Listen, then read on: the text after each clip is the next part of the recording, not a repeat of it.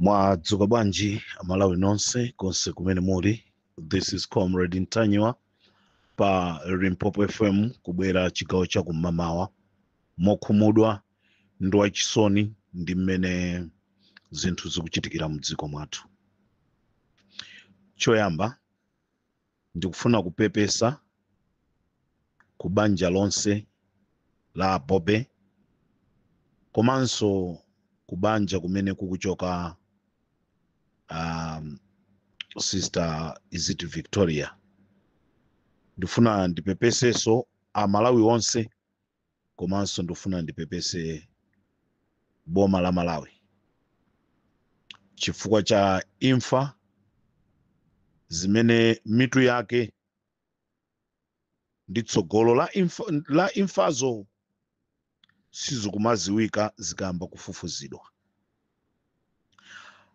Choyamba Malawi ndafuna ndikudziwiseni kunena kuti ife a Limpopo FM tikugwira nawo ntchito yosakasaka anthu amene apanga choyipachi, ndipo tili ndi chikhulupiriro chonse kunena kuti anthu amenewa apezeka.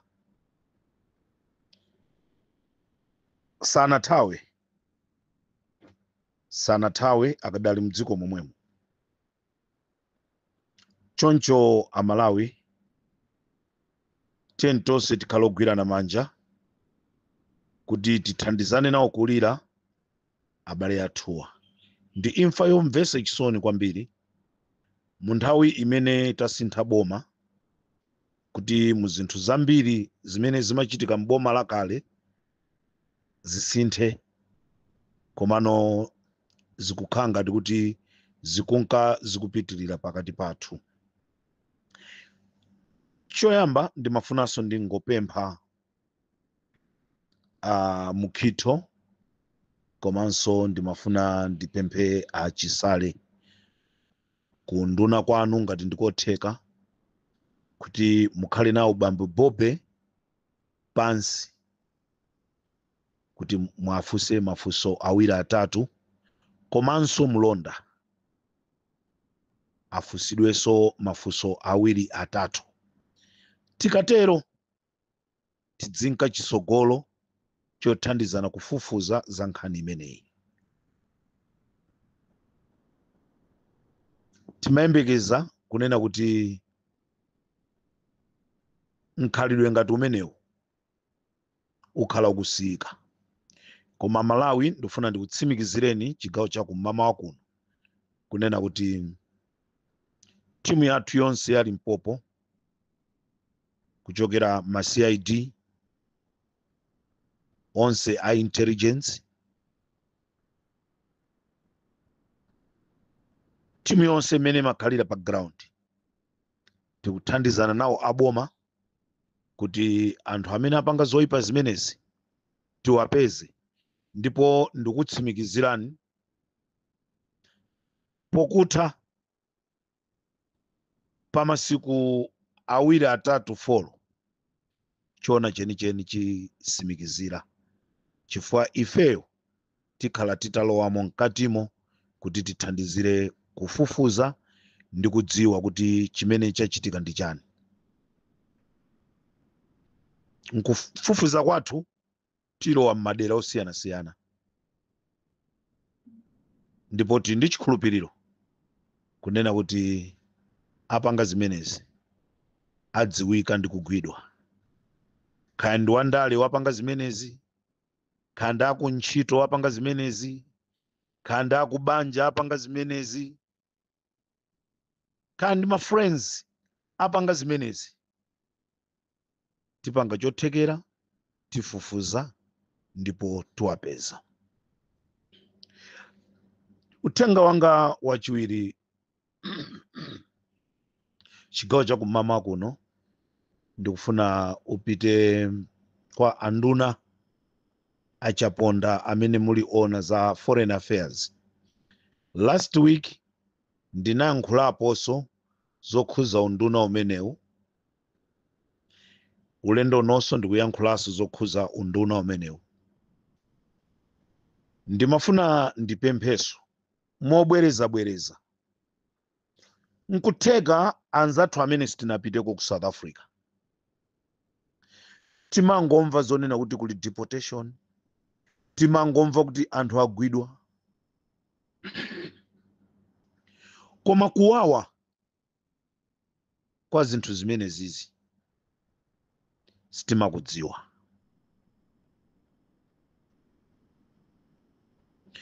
Chimakhala chowawa munthu akugwira pa njira, nyumba ukukhalamo wekha, ndalama zako zili nyumba, china chilichonse cha iwe chili nyumba, wagwidwa kupita ku polisi opanda mbale, kukakhala ku ndende, ndikutumizidwa kuchoka ku ndende ndikukutumiza kupita ku Malawi. Chimakhala chowawa. Ukakhala uli ndi mbale unalumikizana ndi wina, amapita kukatsegula nyumba ndikukakutetezera katundu wako. Koma ngati ulibe anthu okutetezera katundu wako, ufune usafune, china chilichonse chimene chili nyumbamo umachiruza, chifukwa ku South Africa ko kuli anthu amene timati matsotsi, anthu amene osowa zochita, amabwera ndikuthyola nyumba, angakhale eni dzikolo osowa zochita amatha kubwera ndikugawana china chilichonse. Tamva kunena kuti abale athu agwidwa ku Mayfair kuja ku mzinda wa Johannesburg. Magwidwe awo tikozonena kuti mwina chiyambireni tamva zogwiragwira mdziko la South Africa, sanagwidwepo anthu ochuluka mwaka modzi nthawi imodzi ngati mmene zachitikiramo. Amagwidwa anthu ochuluka koma kuchokera m'madera osiyanasiyana, anthu 3, anthu 4, anthu 6, koma ulendo uno pamalo amodzi kukagwira anthu 200 chakuti, kukagwira anthu 400 chakuti. Kusonza kuti nyumba zimene zili around dera limene lolo mulibe wina aliyense. Kodi katundu wa anthu amenewa ali safe?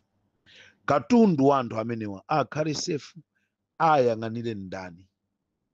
Ndetu ufuna tipemphe boma la Malawi kudzera kwa achaponda Minister of Foreign Affairs, ngati ndikotheka pangani kuthekera kwa mtundu wina uliwonse kuti katundu wa anthu m'manyumba mmenemo apempheni a boma la South Africa kuti zitengedwe zingoyikidwa pamodzi. Ngati inuyo boma pangani dongosolo, pezani galimoto imodzi kaya matraka awiri, muyankhula ndi matransporter akangonyamula katunduyo, ndipo akalongeze nkumwika kandi m'maboksi, apita ndi maboksi, nyumba yakuti kuyika katundu mmodzi, nyumba yakuti katundu mmodzi, khomo lakuti, ndikulembalemba ku Mayfair pakhomo pakuti katundu nduyu. Aini yake amene akutumizidwa kupita kumudzi akhoza kupita ndikukaona kuti katundu uyu ndi wanga, katundu uyu ndi wanga. Ili langukhala pempho langa. Komanso pangani machawi a boma la Malawi. Nthawi zonse takhala tikuyankhula kunena kuti ayankhulireni amphawi amene akupita ku South Africa. Si onse amene akukumana ndi mavuto a mtundu umenewu. Ambiri ndi anthu amene achoka kumudzi, ena nkutheka alibe passport.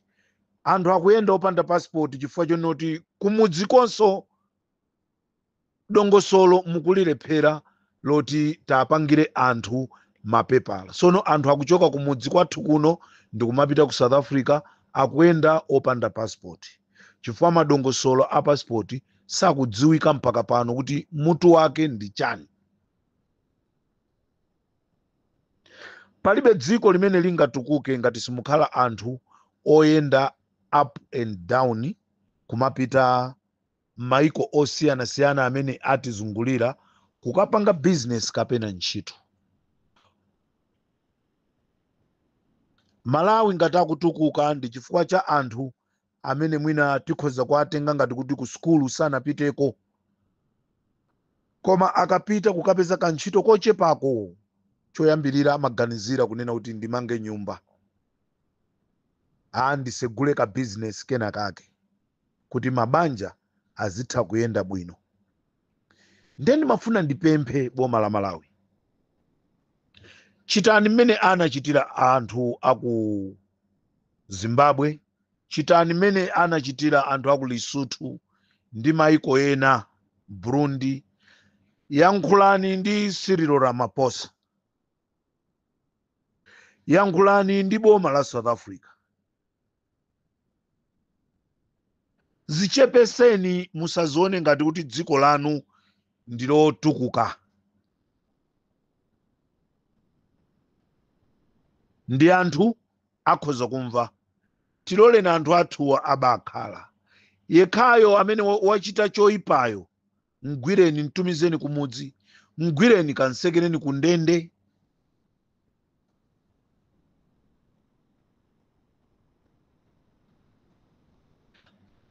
Apereke mapepala kwa Malawi azigwira ntchito.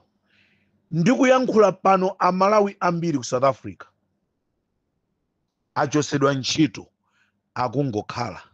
Nde munthu wachosedwa ntchito, bomalo likunena kuti muzipita kwanu, aziyenda pasi kupita ku Malawi? Akuyeneka agwire ntchito, akonzekere. Kupanga ulendo si chinthu chamasewera wochoka ku South Africa kupita ku Malawi, kapena kuchoka ku Botswana kupita ku Malawi, kapena kuchoka ku Zimbabwe kupita ku Malawi, si ulendo wa masewera. Nde anthu achosedwa ntchito akuzidwa zonoti azipita. Kodi katundu wawo amene anagula nyumbayi ayenda nayi bwanji? Ndifuna ndikupempheni ku unduna umene wa Foreign Affairs, musachite manyazi ndi boma la South Africa. Kazululeni kunena kuti kwathu tasintha boma. Boma limene linalipo linaononga chuma, zili mwakuti. Anthu athu akufunisisa atabwerera kumudzi, koma zinthu sizinakhazikike mchimache. Ndizona anthu anafuna kusintha kwachitika, koma sizingatheke lero ndi lero. Ndikuti Amalawi ambiri ku South Africa achosedwa ntchito akungokhala. Mapeto ake ayamba kuba. Poopa zokubazi kuli bwino kwapemphera. Aloleni anthu athu, chabwino lazipasidwa asilamu yomweyo imene amati akadindisa kwapasa miyezi 6. Pa miyezi 6 paja abwererakonso akadindira miyezi 6, munthu ndoti wachita spendi chaka. Pokuta pa chaka ngati ungapeze ntchito, ngati maganizo opita kumudzi analipo, ukhoza kupita. Munthu akhoza kupita kumudzi. Komano ili ndi pempho langa ku nduna wa Foreign Affairs kuti tenta aganizire anthu amene akukhala ku dziko lija la ku South Africa. Inde kuli anthu amene akukhala ku Zimbabwe, anthu akukhala ku Botswana, koma pakadali pano mavuto amene akuchulukira owatumiza anthu kumudzi, amene aliyense akutha kuona pa social media kama news, ndi dziko lija la ku South Africa. So ili linali pempho langa kunena kuti chaponda ku nduna kwanu tayankhulani ndi dziko la South Africa kunena kuti akomere mtima abale ndi alongo amene akukhala mdziko lija la ku South Africa. Panopa iswesi chifukwaso kuli msonkhano wa is it G20, is it G4, G20 umene ukuchitikira dera la Mayfair. Ndiye nkutheka chifukwa cha msonkhano umenewu, chifukwa chake zimenezi zikuchuluka mu mzinda ujanso wa Johannesburg. Komano anthu ambiri akudandaula madera osiyanasiyana achosedwa ntchito chifukwa chonoti akufuna mapepala ovomerezeka. So maofesa a Home Affairs akulephera kupanga madongosolo amapepala. Nde zitheka bwanji kuti munthu akhale ndi pepala pamene ku ofesi kopangira pepalayo ndikotseka.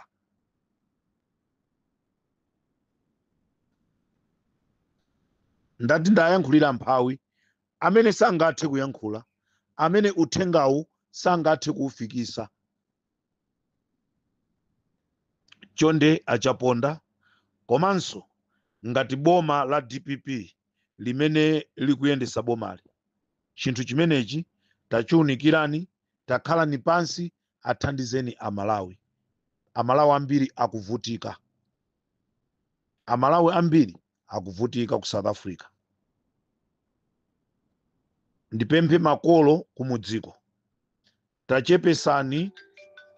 tachepesani zomatu kwa ana anu, chifukwa ambiri timaona ngati munthu akangopita ku South Africa akangofikira pa ntchito.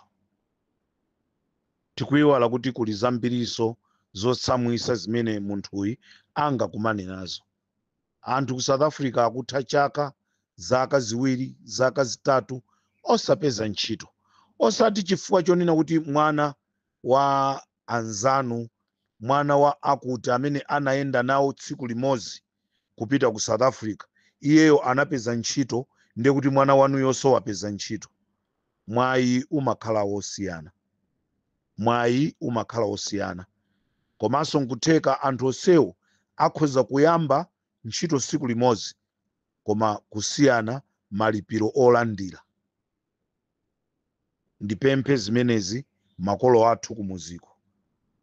Anawa apita kokasaka china chilichonse chikhoza kuchitika, ndi china mwa icho kumakhala kugwidwa mosadziwika bwinobwino, ndi kutumizidwa kumuzi, kulembedwa ntchito, malipiro ndi kukhala ochepa, ena nkulembedwa ntchito malipiro abwino. Nde tisamasiyaniso kuti mwana wa ujeni akupanga zakuti, mwana wa ujeni akupanga zakuti. Ayi, tisapange choncho,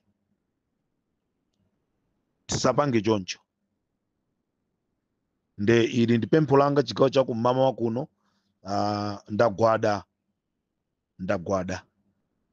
Ndagwada chonde, ndikuti ndagwada pansi.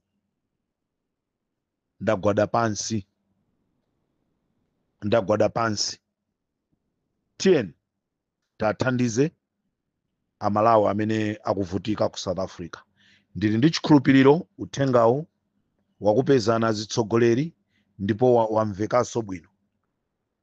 Tiyeni Amalawi nonse amene muli ku South Africa, yendani mosamala, khalani osamala, akuti china chilichonse chili ndi nthawi, Mulungu sataya wake. Ambuye akudaliseni.